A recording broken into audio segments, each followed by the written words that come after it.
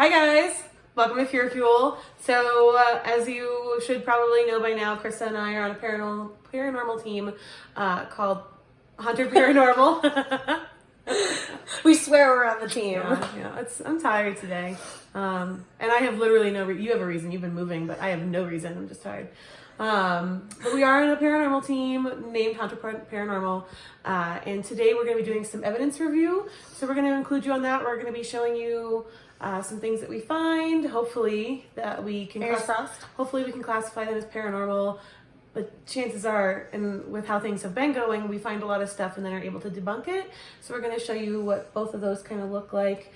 And if there's anything that we can't figure out, maybe you can help us as well. So chime in the comments, tell us what you think.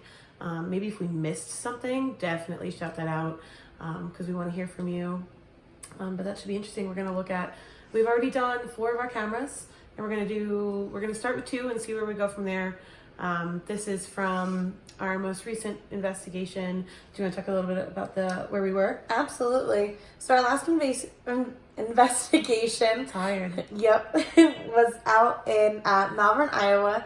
It was at a location known as Malvern Manor. And this building that we investigated was super cool. It was originally built as a hotel. And then kind of from there on, it kind of evolved. And so they ended up housing patients there with like mental conditions, criminals. Yeah, but in this time, I see a lot of locations like this where they just kind of put like, it's basically like the island of mischief toys. Catch-all. It's the people that nobody wants. They just wind up in houses like this. And so there's a little bit of everything in this house. Now we heard a lot of stories about a lot of different people that used to live there. And those are where we kind of focused our cameras and stuff, hoping to catch those spirits that people have seen before. We've got high hopes. Yeah. We've already done our audio from this investigation, and we've caught a couple pretty cool things. Yes, those are really cool. In places that I don't think we really expected them, which is interesting. No. And so the audio that we captured is actually going to be some of the cameras that we're going through now. And I've already previously kind of gone through the timelines between the two and synced them up. So that way we knew if there's nobody in the room, it wasn't one of us talking. Right. We were able to classify that it was something other than the people who were there investigating, which is interesting. I mean, it doesn't guarantee anything, but it does kind of arise a little bit of suspicion as to like where those things might have come from. Absolutely. Which is really cool. But hang in there. Hopefully we find a lot of really good stuff. And we'll share that with you guys and we'll go from there. Alrighty.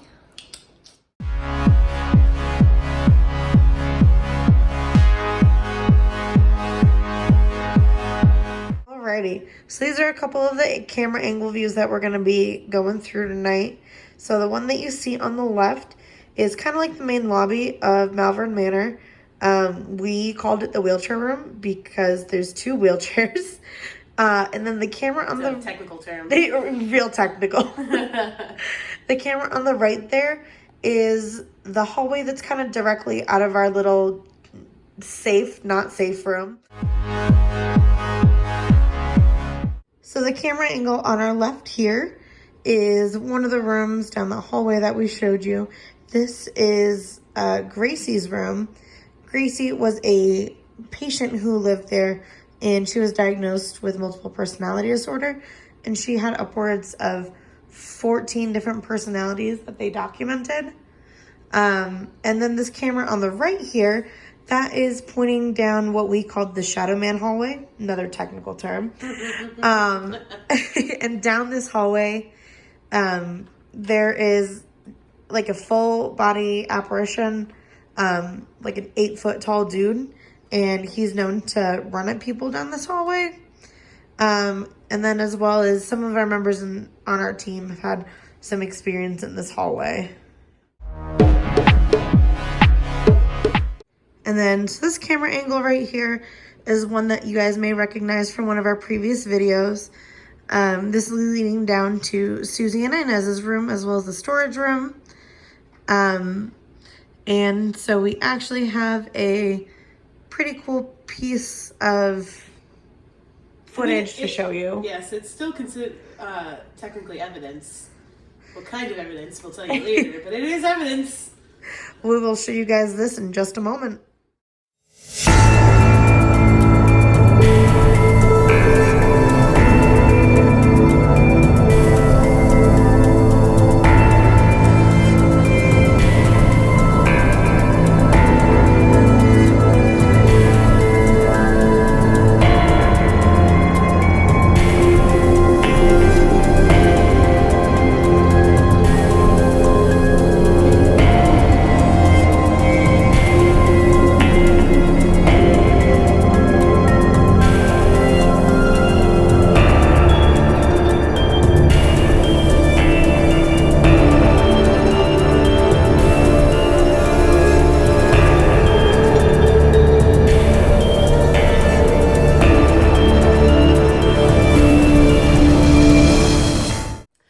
So in that clip you just saw, I came out of one of the rooms and started walking down the hallway. And at the end, you see me get kind of confused. Now, what actually happened is it looked like I had walked through like a cloud of smoke. So I was very confused. And it was kind of scented, like kind of perfumey. And I was very confused. You also see a light kind of like emit and then like go through me, which is very strange. Like the second we saw this, we were very alerted. But it's weird that something happened to me in that hallway. Like it's not something that we just caught on camera. Like it happened to me then and there. So I'm very confused. So I start to walk back to go talk to, I think it was you and Zay in that room. I went back to talk to them. Halfway down, I'm like, oh wait, everybody here vapes. It was just a vape cloud. So I come back and I'm like, I don't really think it was a vape cloud. Like I was just really, you can see me. I'm so confused in that hallway. So I finally decided to go all the way to the end, and I asked Zay, who's vaping, I say, were you vaping out here? And he goes, mm-mm. He knows that he wasn't vaping in that hallway. In fact, in the longer shot of the footage, you see him kind of walking back and forth between those rooms. He was at the end of the hallway, not the part where I was. So we talked for a little bit, and we come to the conclusion that nobody was down there vaping. So I just write it off, and I'm like, whatever, I'm going to continue leaving. So I come back down through the hallway, and again, as I'm going through that corner, you see that light kind of appear and again go right through me. Creepy, right? So right after that happened with her, I was going down the hallway for some reason. I think I might have been joining up with another team member, but kind of in the same location that she was in, kind of like in the middle of that hall, I walked into a huge cloud of smoke as well.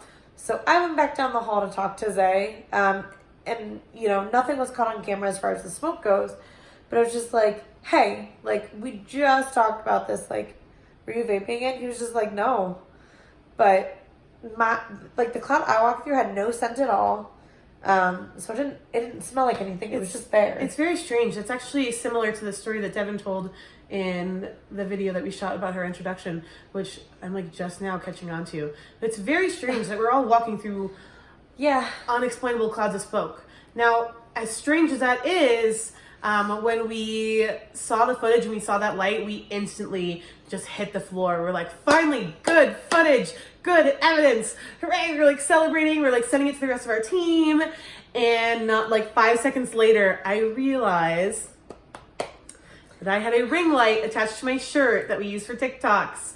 I had it on my shirt because we ran out of flashlights and I didn't want to walk around without a light. And you can see that it's like the same size and shape. The only reason it moves is because the light shines off the camera differently. So we were able to debunk that, which is a shame. And they consistently make fun of me for it. That's okay. Needless to say, we're all so salty. Whatevs. But, you know, it still leaves the strange clouds of smokes. Like, very strange. Why are we all having the same experience in this hallway that we can't explain? So even though we were able to debunk the light, we still can't figure out what's going on with that smoke. Now, obviously, that's really hard to catch on camera, but I feel like you can really see it, the confusion in my face. So I think that kind of adds to it. But overall, the light itself, we did, unfortunately, debunk. But you know, this is why it's so good to bounce it off other team members. Yeah. Zay, one of our members, actually, we had a conversation for quite a while, and he was like, you know, I don't know if it was the ring light just because of the way it moves. It almost looks like it's kind of vaporizing. Right. How it kind of fades in and out. Yeah. And that's good to think about, because as true as something can seem or as fake as something can seem, the thing is that we can't really know for certain. So even though I'm more sure that it's not paranormal, Zay kind of feels like it is. But these discussions are what help keep us, understanding things in a deeper kind of value. I mean, in the clip that you guys see, you see it happen twice, which makes us believe that it's probably more likely not paranormal than paranormal. Right, because we can recreate it. Exactly. But, I'm assuming we'll probably go back to this location at least one more time in our lives. Yes. So if and when we do, I can have to do it again. guarantee you will bring a ring light and make her walk back down that hall. I'll do it. And try to recreate what happened. But until then, as far as this piece of evidence goes, it's pretty much debunked. Yeah. Go ahead and tell us what you think of the camera. Or I'm sorry, in the comments. Do you agree? Do you disagree? What are your thoughts? We want to hear it.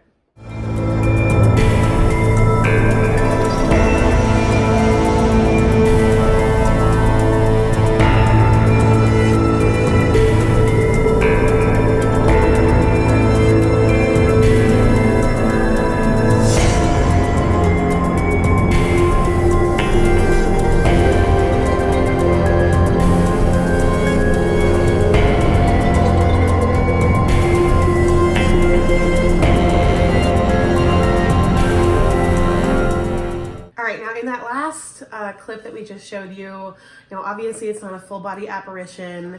We can't for certain say that this is absolutely paranormal, but we are inclined to lean more that way. When I saw it, I thought, well, maybe a mouse ran by, but we are fairly familiar with this location and we know that it doesn't really have any vermin inside of it. It's pretty well taken care of.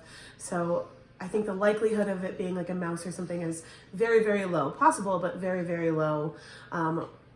We've also watched enough footage to really tell that it's not triggered by their flashlights, which was my first initial reaction. I thought maybe it was casting a shadow that was creating something to trigger the light, but in all of the footage that we've watched, we've walked up and down that hallway, we've spun around, we literally we're flinging our flashlights around. It was like a rave in there. And at not one of those points did we ever trigger that light. We had to literally walk in front of it. We couldn't even getting close wasn't good enough. We had to walk in front of it for it to trigger. So knowing that Zen and Zay were so far down the hallway and for it to just go off, I know that it wasn't them either. So, like I said, although we can't say that this is for sure 100% paranormal, it is more likely that it is. So this is something that we would consider good evidence. So where the light was, it was located across the hallway. Like I said, from a locked door. The door only opens maybe about 2-3 inches. Yeah. It doesn't open a lot, but it kind of opens up a little bit.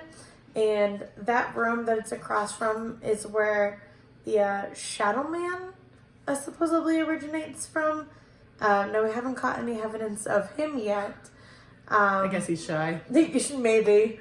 Doesn't like us. Not us. But it is definitely quite strange that that's where the light decided to light up. Yes, it is very interesting. But I'm definitely glad to have that piece of evidence because that's really cool. Yeah. I don't think any of us were really expecting that. And when we caught it, we were like, oh, dang. So. Excited. So in this hallway as well, and this is actually right after that clip was caught, the 2 investigators that were down that hallway left very, very shortly after, within, a couple minutes. And we caught a really cool EVP. Yeah. So there is, at the end of the hallway, we dropped the recorder kind of right next to that, the motion light with the locked doors. And on that recorder, we have like a,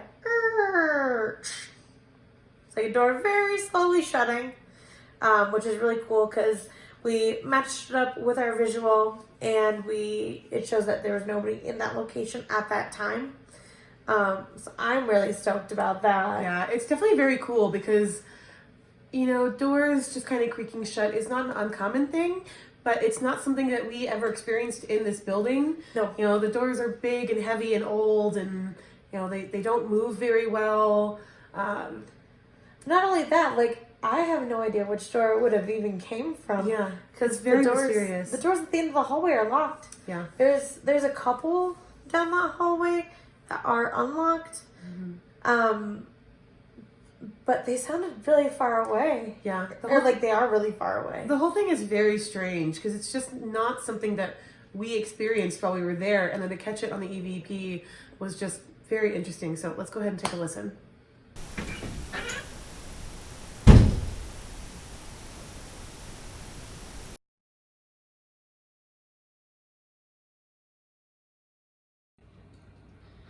So these are two of our team members that were in that hallway. And you can see how close they actually get to that light that's in that corner without it even being triggered. And this clip was just taken just a few minutes before they were down on the other end of the hallway.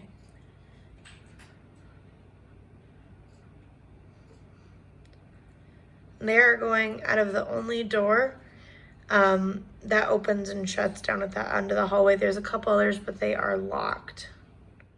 All right, so while we were there, we actually caught another EVP, which I think is really cool. My position on the team is the bodyguard because I'm not scared ever. And like I swear that ghosts don't like me. Nothing ever happens to me ever, ever, ever. I don't see anything, hear anything, feel anything. She's bored all the time. I'm so bored. She's like, someone come like push me down the stairs. Seriously, man. And it's just so frustrating. But while we were investigating, we had a recorder in the room that we called the wheelchair room because there were wheelchairs in it. So, you know, creativity. We got an EVP while we were in there, and it is my name, which is just really exciting for me. I'm telling you, ghosts don't like me. So if I want to reach out, like, flattered, very flattered. All right, let's take a listen to that one too.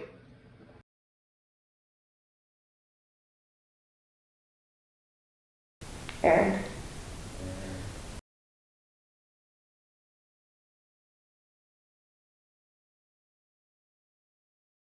All right, so that's the majority of the evidence that we have received from the investigation that we did at Malvern. If you want to see more, we're going to continue looking through everything that we have left. If you want to see that stuff, go ahead and follow Haunter Paranormal, Instagram, Facebook, you know the deal. If you have any thoughts about the evidence that we showed you, definitely let us know down below. Also, if you've had any experiences, let us know, or if there's any cool places you want us to go, let us know. Send us some comments. We want to hear what you guys have to say. But I hope you guys enjoyed this evidence, and we're going to keep bringing it to you. And don't forget to like and subscribe, and thanks for joining us. We are indeed. Come here on February 9th. Haunter Paranormal will be investigating one of my personal dream locations, Asylum 49, out in Tooele, Utah. So make sure to stick around for that one. We'll be giving you some behind the scenes footage there during setup and kind of the whole ordeal. I'm really excited to bring that video to you guys and give you a little sneak peek of what we do whenever we do an investigation. Stay tuned. See you later. Bye.